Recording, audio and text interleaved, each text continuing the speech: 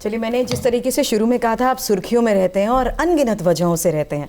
सुर्खियां भी जानते हैं आप, हेडलाइंस जिस तरीके से अब बन रही हैं, और पाकिस्तान आप की एक जैसे महापुरुष जब बेटी तक इस धरती पर हैं, हम सुर्खियों में हैं। नहीं, लेकिन क्या आचार्य जी सुर्खियां भी देखते हैं, ये पूछ रही हैं? सुर्खियां देखते हैं क्योंकि एक हेडलाइन बनी हुई है सीमा को लेकर, सीमा हैदर को लेकर, जो पाकिस्तान से भारत आई हैं अपने प्यार की खातिर।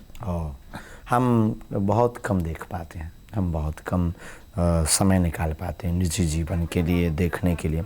हमारी ज़्यादातर अत्यधिक व्यस्तता समाज सेवा में वो जो गुरु का प्रसाद है, उस प्रसाद के पुरुषार्थ के लिए लगा रहता है। हमें जो गुरु ने कृपा दी है उसको बांटना, लोगों से मिलना, क्योंकि हजारों किलोमीटर से पैदल चल करके, कई बार गाड़ियां लेकर के, कई बार खर्च करके वो हमारे पास अपेक्षा के साथ आते हैं कि महाराज जी को, गुरु जी को नहीं। लेकिन उसमें एक पेच ये है महाराज जी कि उन्होंने कहा है कि वो इन्होंने हिंदू धर्म अपना लिया है। अच्छा, जो आप सीमा की सनातन धर्म अपना लिया है, और वो ये कह रही है कि अब मैं हिंदुस्तान में ही रहूंगी, हिंदुस्तान में जाना भी पड़ा, पाकिस्तान में तो नहीं जाऊंगी, यही मर जाऊंगी। और सचिन ही मेरा पति है, वो अपने पति को जो हैदर है उसको मान नहीं रही है, और कह रही है कि हिंदुस्तान ने जो मुझे प्यार दिया है, जो यहां पर लोगों ने मुझे प्यार दिया, इस हिंदू फैमिली ने जो प्यार दिया है, उसको मैं छोड़ नहीं सकती। तो इसको आप कैसे देखते हैं? देखो भगवान, इस पे हम कुछ कह नहीं सकते हैं, और कानूनी प्रक्रिया के साथ, कानून से बड़ा इस देश में संविधान है, इस देश में आईपीसी की धारा है, इस देश में एक व्यवस्था है, उसके साथ में सहर्ष अगर कोई आ रहा है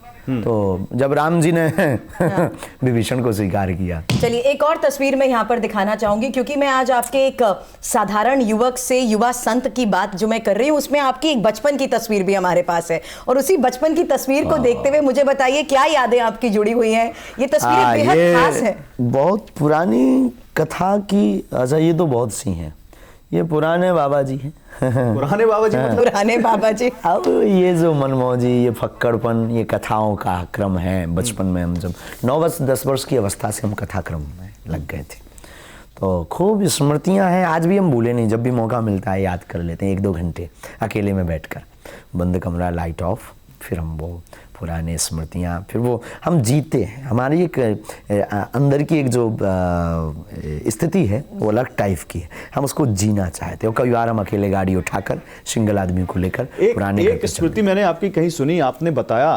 कि आपके जो दादा गुरु थे, उन्होंने आपको एक दिन बुलाया रात में, आप शायद आपने जिस अवस्था का जिक्र किया, 9-10 साल के थे आप, और फिर आपने उन्होंने आपके साथ कुछ क्रिया की, और फिर वो जो सिद्धि आपको उसी रात में मिली, वो कुछ बताना चाहेंगे आप? घटनी थी। दरअसल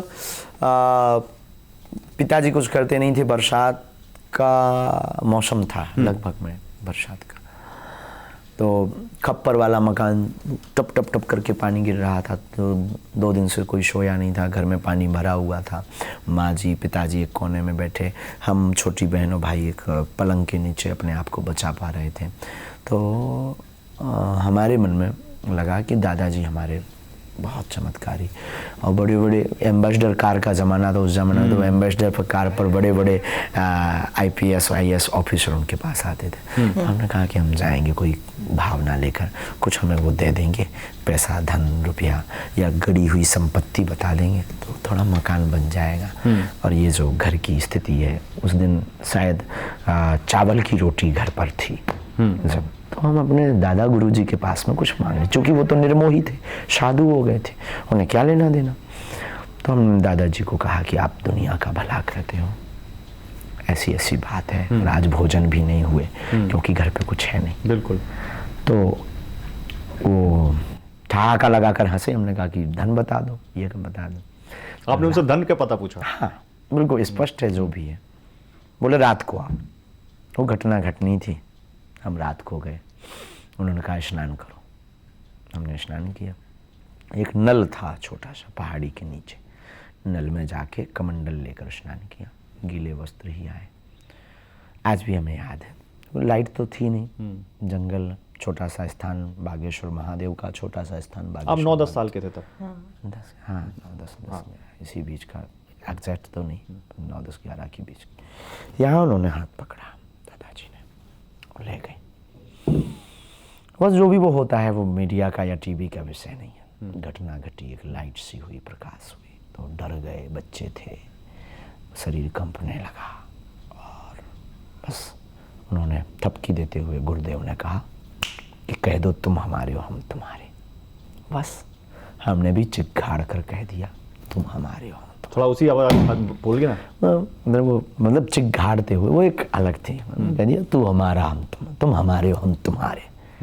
और शरीर कांपते हुए घटना घट गई, कहानी बदल गई।